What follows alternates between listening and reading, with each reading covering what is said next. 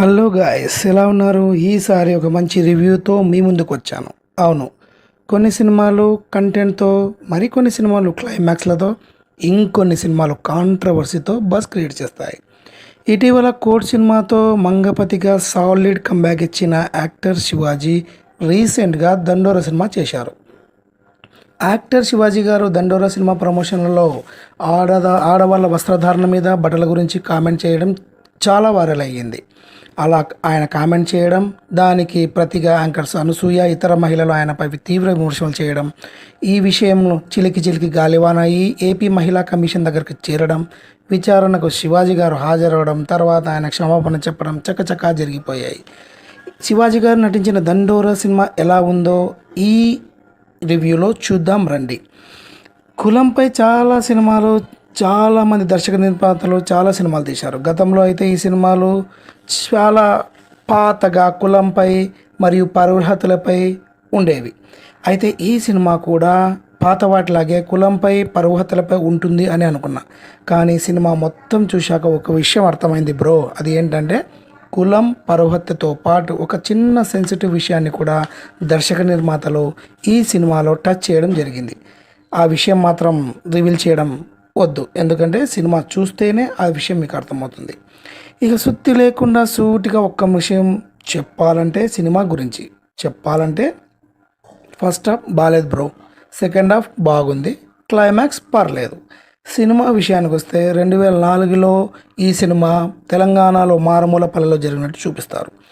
తెలంగాణలో ఒక పల్లెలో శివాజీ అనే రైతు ఉంటాడు. శివాజీకి అతనికి ఒక కొడుకు, కూతురు ఉంటారు. కొడుకు సిటీలో ఉండి చదువుకుంటూ ఉంటాడు. కూతురు మాత్రం శివాజీ గారితో పాటే ఉంటూ చదువుకుంటూ ఉంటుంది. అయితే ఆమె వేరే కులమతంతో ప్రేమలో పడడం, తర్వాత శివాజీ ఒప్పుకుంటాడా, పెళ్ళి జరుగుతుందా, తర్వాత శివాజీ జీవితంలో వచ్చే మార్పులేంటి అనేదే సినిమా కథ. కులపిచ్చి గల శివాజీ ఆ కులపిచ్చితో అతన్ని ఎలా సమాజం మారుస్తుంది సినిమా కథ. ఈ సినిమా హైలైట్స్ విషయానికి వస్తే సినిమా కాన్సెప్ట్ మాత్రం బాగుంది.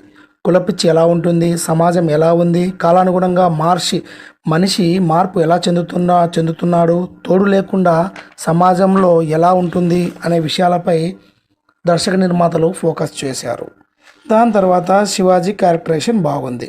యాజ్ యూజువల్గా హీరో టర్న్డ్ క్యారెక్టర్ ఆర్టిస్ట్గా ఉన్న శివాజీ గారు తన మార్క్ పర్ఫార్మెన్స్ని చూపించారు. సినిమాలో శివాజీ మనవరాలి బర్త్డే సీన్ అయితే బాగుంది. దాని తర్వాత బిందు మాధవి సీన్స్ పర్ఫార్మెన్స్ బాగున్నాయి. కోర్టు సీన్ మాత్రం ఓకే అనిపించింది. కథానుగుణంగా సినిమాలో ఉన్న నందు, నవదీప్, రవికృష్ణ, మణిక క్యారెక్టర్స్ అయితే ఓకే అనిపించేలా ఉన్నాయి. అయితే కాన్సెప్ట్ పరంగా మాత్రం సినిమాను ఇంకొంచెం బరువుగా తీసుంటే బాగుండేది అనిపిస్తుంది. కొన్ని సీన్స్ మాత్రం బలగం సినిమాలో కాపీ లాగా అనిపిస్తాయి బ్రో. ఇంకో హైలైట్ విషయం ఏంటంటే బిందు మాధవి.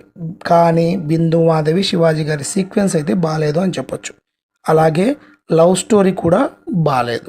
ఫస్ట్ హాఫ్ అస్సలు బాగాలేదు. ఓవరాల్గా ఈ సినిమాకి ఇచ్చే మా రేటింగ్ 2.5 రేటింగ్స్. మరిన్ని మంచి రివ్యూస్తో మీ ముందుకు మళ్ళీ వస్తాం. Thank you.